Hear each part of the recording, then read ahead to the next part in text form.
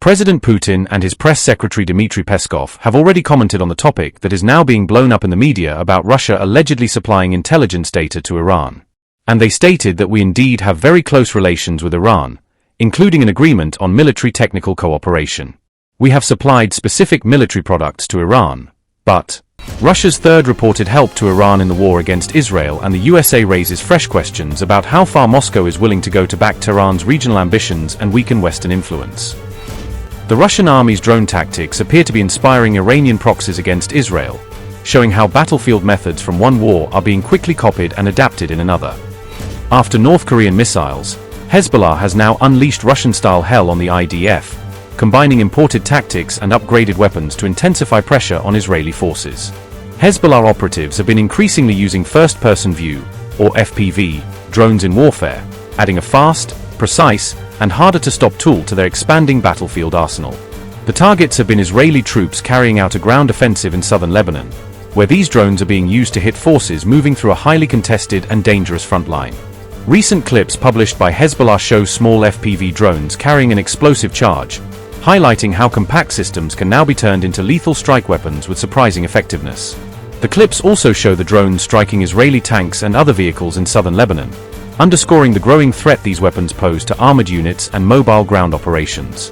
Notably, some of the drones are guided using a spool of fiber optic cable, a method that gives operators a direct connection to the aircraft and makes it far harder for enemies to break the link in real time.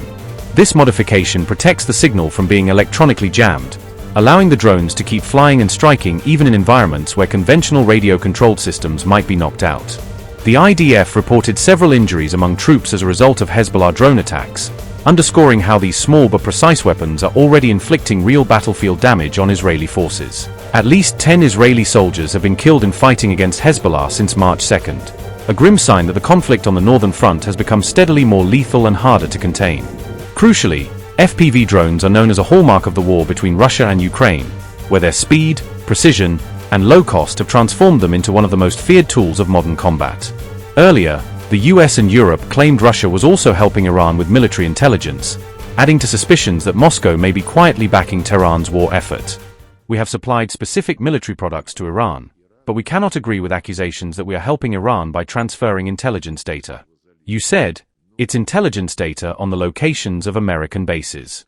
The coordinates of American military bases in the region are known to everyone. This is not hidden. It is open information. And that Iran attacks these military bases does not personally surprise me. We never initiate any actions to take something away from someone, and we never rejoice when wars, initiated by others, by other states, lead to changes in the world markets, resulting in rising prices for energy carriers and other goods that the Russian Federation exports. We will always, regardless of anything, trade, engage in economic relations with those interested in it. We see the interest of the United States, as they have stated, as they have official documents, or speeches by officials stating, that they will strive for dominance in the global energy markets. Venezuela is a direct example. They talked about the need to remove the regime of drug dealers. Ultimately, it ended with the United States taking control of Venezuela's oil industry. The same is happening with Iran. President Trump, essentially, said directly that he wants to control the Strait of Hormuz together with Iran, all hydrocarbon supplies passing through this strait. The Nord Streams, that Ukrainian saboteurs blew up with apparent support from Western intelligence services. No one condemned this act, neither France, nor Germany, which I consider simply disgraceful for a country like Germany, to swallow this subversive terrorist act against their core interests. And now the United States is saying that they want to take the Nord Streams for themselves.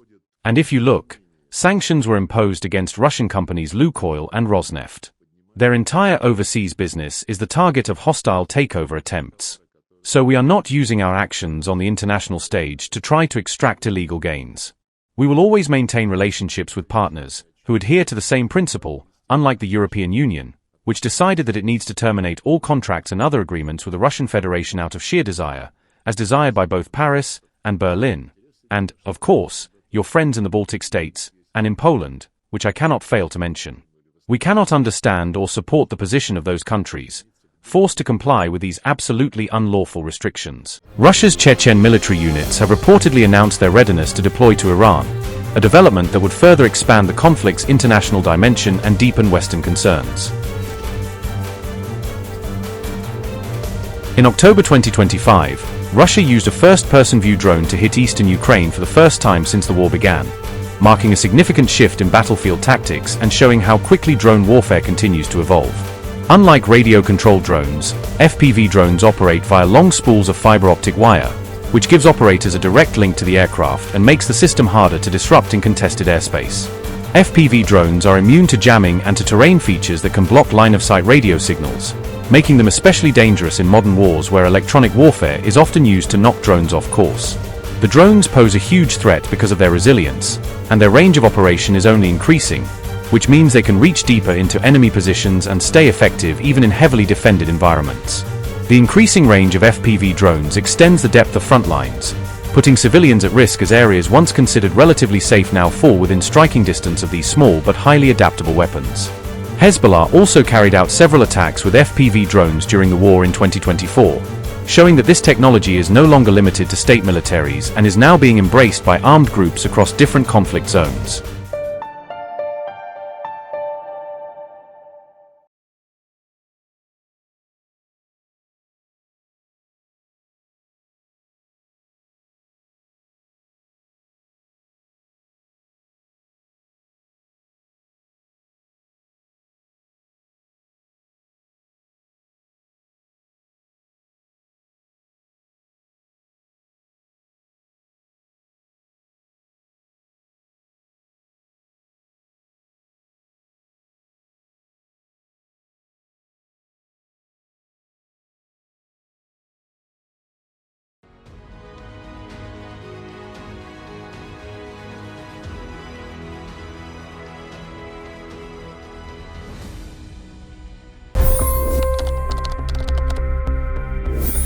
$25 crore गरीब गरीबी को परास्त करके बाहर निकले।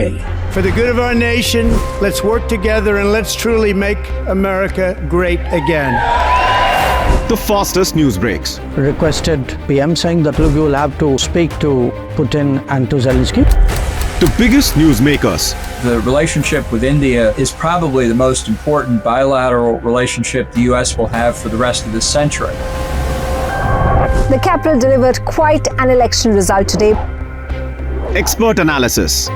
The million-dollar question today is how to stop this dance of death. Ground reports. I'm standing at the crossroad of the Kumbh Mela. Behind me are more than 100 entry ghats. Long-form interviews. Exclusionary politics is reflected in Manipur case as well. You don't bother because this is a small state.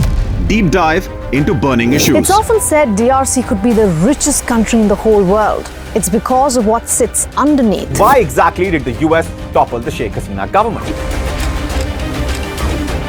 HT videos. We don't just break news, we break it down.